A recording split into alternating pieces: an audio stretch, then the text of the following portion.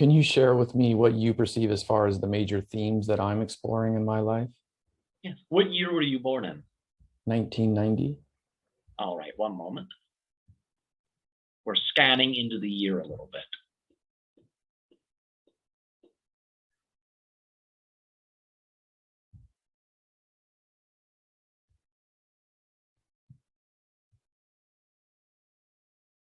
One of the things we'll talk about is it has to do with really listening to yourself. It has to do with really diving into the depth of your being and understanding what your calling is, what your purpose is, why you are here. So your process in many ways is a process of discovery.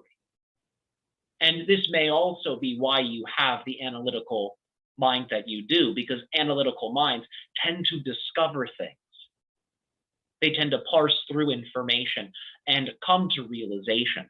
This is very much a part of why you're here in this lifetime. You are here to discover.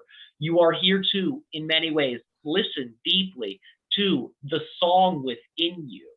That is the song of life itself. And the key is, once you've heard it, to take that and to express it in your life, to communicate it then to others, to expand it so it begins to awaken and enliven everything around you. And this process is cyclical, where you will go within yourself and you'll find these treasures. And once you have found them, the key is to then share them with yourself and the world around you. And then there is a process, you could say, of resting in your creation, of basking in what it is you have given rise to. And then from here, going within again, never losing sight of the fact that there will always be something new, something to enrich you, something to fill you with goodness. That is always within you unconditionally.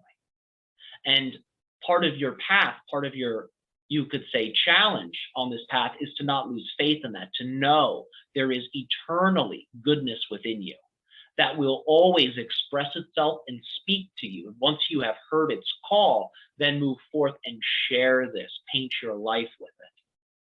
So this is one of the dimensions we can see. We're going to scan a little bit more deeply.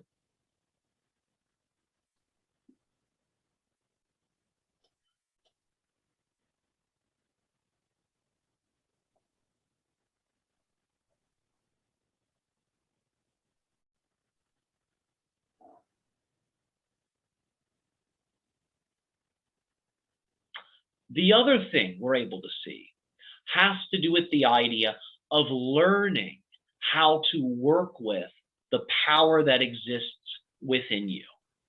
So as we have said, a part of your journey is going within and really listening to that inner song and then expanding it and sharing it with everyone. That song contains within it true power, the power that's needed to create your entire life. For that power can mold and sculpt every facet, every dimension of your reality.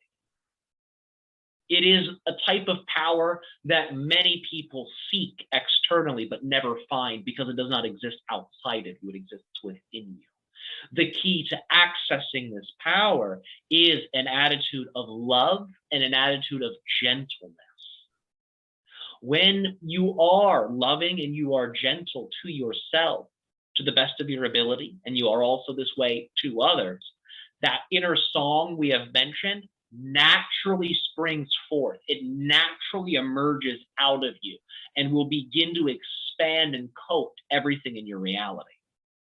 And the only thing that turns the faucet off is when your attitude goes from an attitude of gentleness to an attitude of rigidity. That's what turns the faucet off. But the key is, the antidote to that, to turn the faucet back on, is the attitude of gentleness and love. You can always turn that back on. So your major process for your life will involve learning how to not become rigid in your perspective, learning how to remain soft in your perspective, loving in your perspective. And this will allow for that song and that power to endlessly emanate from you.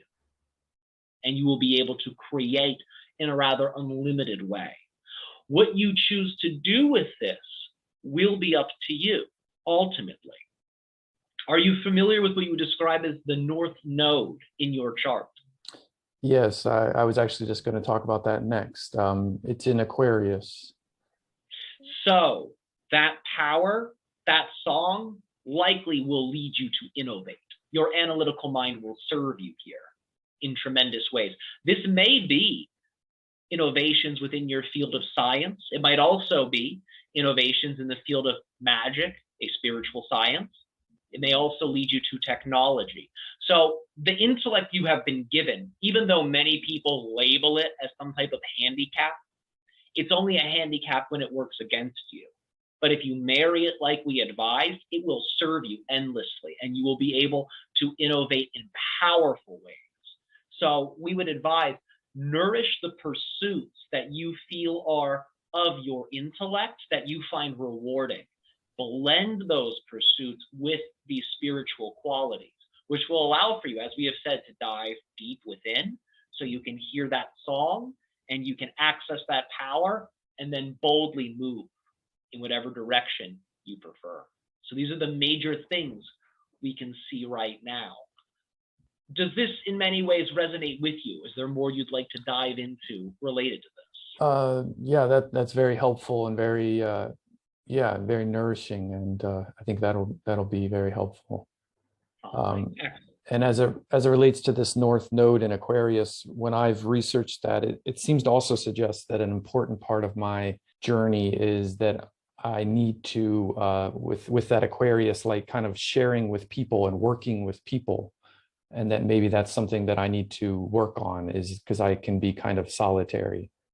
Yes, that's important. As we had said, it's like there's a song within you, a gift that desires to be shared. Even though the solitude is nourishing, too much solitude can become a coffin. So just be wary of that. Don't let yourself get sealed off prematurely. So make sure you are working with others, because others are capable of reflecting so much goodness back to you. Working with others can be healing. It can be rejuvenating. It's all about your state of being when you're with others that will determine if a relationship is going to bring you up or pull you down. So if you recall what we mentioned earlier about the faucet, if you can stay in that state of loving gentleness, all relationships will take on that quality, all of them. The only thing that makes them seem to not do that is when the hardening takes place.